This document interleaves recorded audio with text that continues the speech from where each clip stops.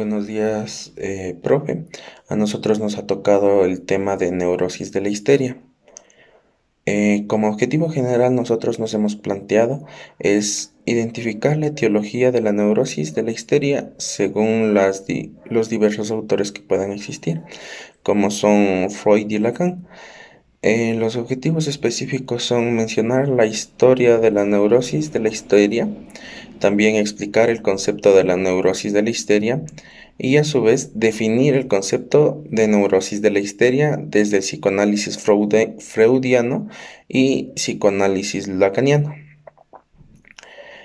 Como una pequeña introducción, podemos mencionar que la neurosis de la histeria es una afección psicológica que pertenece a los grupos de la neurosis y que padece el 1% de la población mundial. Se encuadra dentro de los trastornos de somatización y se manifieste en el paciente en forma de una angustia al suponer que podemos padecer de diversos problemas físicos o psíquicos, en tanto que la neurosis no se acompaña nunca de una ruptura de la realidad, como ejemplo en el delirio o en la psicosis, ni en una desorganización de la personalidad. Técnicamente se denomina conversión histérica. Es a través de la histeria que surgen conceptos más importantes del psicoanálisis para Freud, que el fenómeno histérico está determinado por el mecanismo de defensa. Yo les voy a hablar un poco acerca de la historia. En la historia de las enfermedades mentales, la histeria es la más antigua, ya que fue importada por los médicos egipcios. Para sus diagnósticos se basaban en series de signos inespecíficos que aludían a lo siguiente: sensaciones de nudo en la garganta, problemas de vista, dolores musculares, opresión sobre los ojos, personas que permanecen todo el día en la cama sin poderse levantar, dolores en las piernas, etcétera, etcétera. Eh, Se adopta a la histeria como una idea de útero móvil o migrador fuente.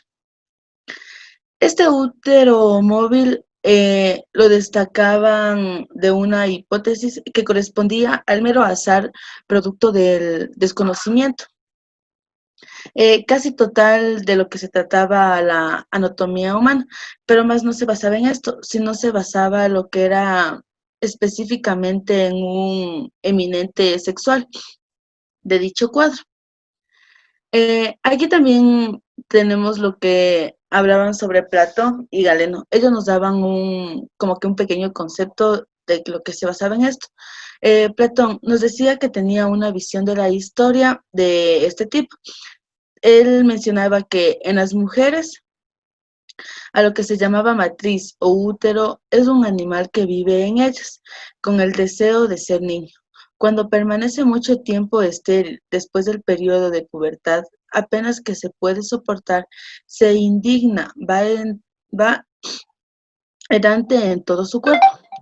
Galeno, en cambio, nos decía que cuya autoridad fue prácticamente indiscutida durante los siguientes años, desde él casi tipo hasta la actualidad, sobre sus decisiones. Nos decía que el útero no migra por el cuerpo y que se considera las convulsiones histéricas, debido a la acumulación de la matriz de la sustancia tóxica emergente en la mujer. En el siglo XVII todavía se tenía esta idea del origen de útero de la historia. Y aunque se siguen quemando históricos e histerias de la hoguera, ciertos médicos comienzan a hablar sobre el origen cerebral de la histeria. Aquí es donde aparece Thomas Sydenham.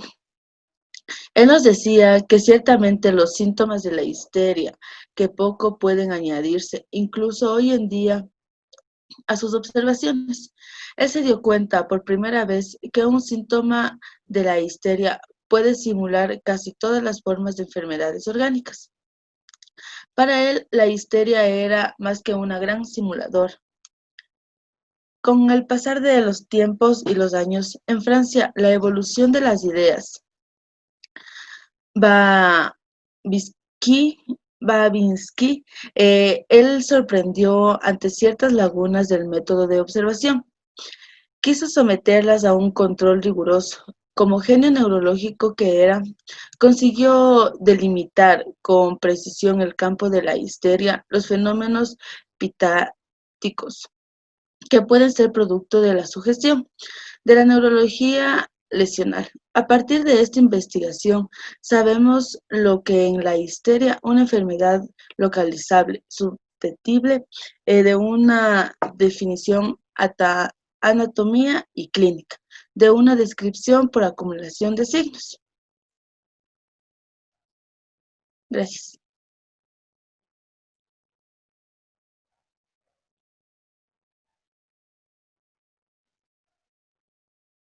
Listo, a continuación les voy a hablar acerca de dos términos que resultan importantes. El uno es la neurosis y el otro es la histeria.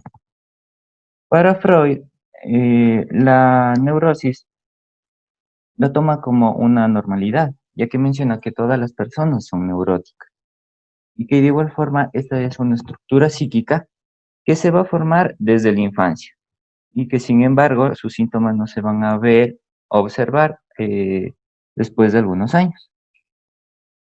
De igual forma, esta neurosis va a afectar la vida del sujeto y también cómo él ve el mundo que le rodea. De igual forma, menciona que la neurosis es una estrategia o también un mecanismo de defensa que utilizan las personas frente a alguna situación negativa por lo que están pasando en ese momento.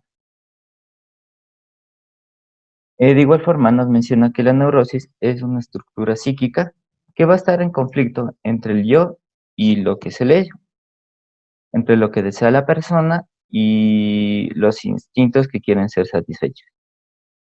De igual forma, es un contenido que es inaccesible a la conciencia y en un principio se debía a situaciones que eran traumáticas, que mencionaba que eran de origen sexual en la infancia. Sin embargo, después menciona que esto no es posible, sino que se debe a alguna fantasía que tenía el niño. ¿Cuál es la origen de estas neurosis? Puede ser frente a situaciones que son frustrantes, como situaciones de sufrimiento, por ejemplo, fracasos amorosos o decepciones. De igual forma nos menciona acerca de la histeria. La histeria nos menciona porque se utiliza aquí igual como un mecanismo de defensa que va a usar la represión, en la cual eh, sabe muy poco en el fondo de lo que está, lo que provoca este sufrimiento, pero no quiere ser asumido esto.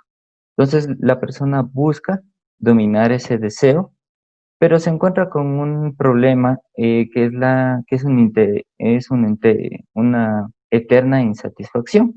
Y debido a esto es lo que le produce esa histeria, porque menciona Freud que nadie va a poder dominar ese deseo. De igual forma, Freud nos menciona que esta histeria corresponde a un compromiso entre una incitación libidinosa y una fuerza represora. Y nos menciona que va a haber dos tipos de histeria, una histeria de conversión y una histeriofobia.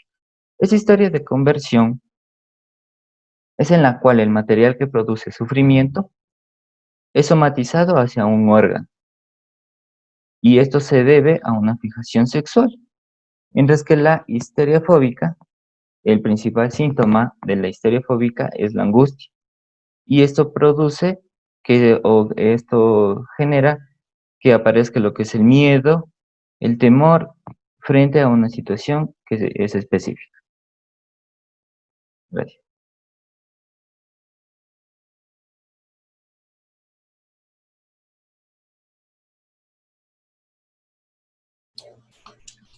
Algunas manifestaciones clínicas sobre la sintomatología de la neurosis son las siguientes.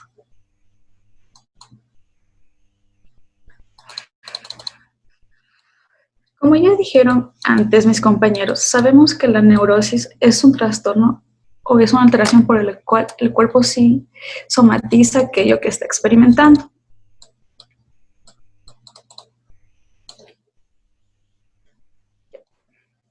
Algunos de estos síntomas son debilidad o parálisis, temblores. La debilidad de los parálisis puede ser en una parte específica del cuerpo, como en, por ejemplo, la cara, un brazo o una pierna. Los temblores, dificultad para caminar, la pérdida del equilibrio, así como también la dificultad para tragar, sensaciones de tener un bulto en la garganta por lo cual no puede expresarse, convulsiones, aparente pérdida del conocimiento y episodios de falta de reacción. Estos síntomas también pueden originalidad en una sensibilidad al tacto, en los sentidos de la visión y la audición, como son la pérdida o ceguera tanto de la audición como de la visión, y esta puede ser temporal o durar un poco más tiempo. Algunas personas también tienen dificultades para hablar, como ya mencioné, ante situaciones de estrés.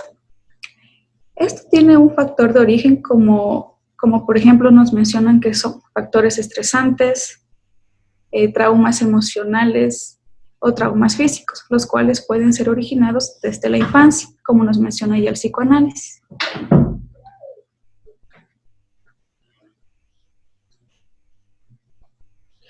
Y cabe recalcar que la neurosis histérica, Freud nos menciona que este se da únicamente en las mujeres, por el cual su método de tratamiento en algún momento fue la masturbación femenina para aliviar el estrés de las mujeres y que sus síntomas desaparecieran. Pero en la actualidad, desde 1980, la APA, en su tercera edición del DSM-S, menciona que la histeria ya no formará parte de estos trastornos y cada uno de los síntomas pasan a ser a los trastornos somatomorfos, como es el trastorno de conversivo, al igual que el estrés postraumático o el trastorno disociativo o trastorno histriónico de la personalidad.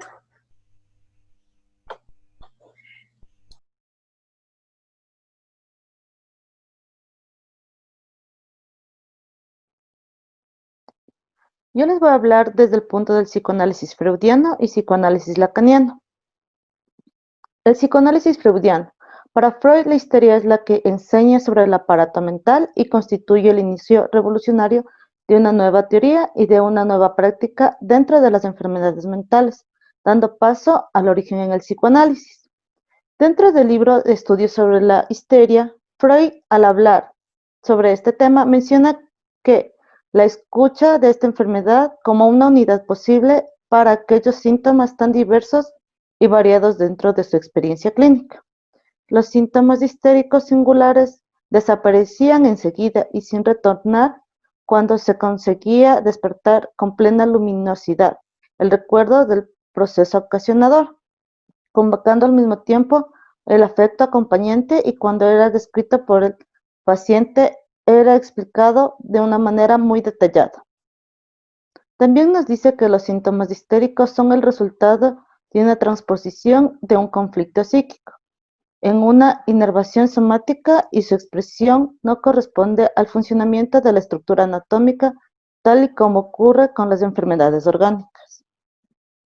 Hasta hoy se conoce y se considera que los síntomas histéricos no pueden ser considerados solo como un conjunto de síntomas particulares, sino que en ellos reconoce la estructura que se articula de acuerdo a la lógica bien delimitada, siendo vista como un trastorno de las conversiones somáticas. Tenemos dos ejemplos que se han visto, los trastornos histéricos o casos histéricos. Por ejemplo, el caso de Dora, donde el síntoma se pone en juego y precisa la pregunta neurótica cual pierde su sostén fantasmático. Y en el caso de Bella Carnicera, donde se observa una cierta posición del sujeto con respecto al deseo.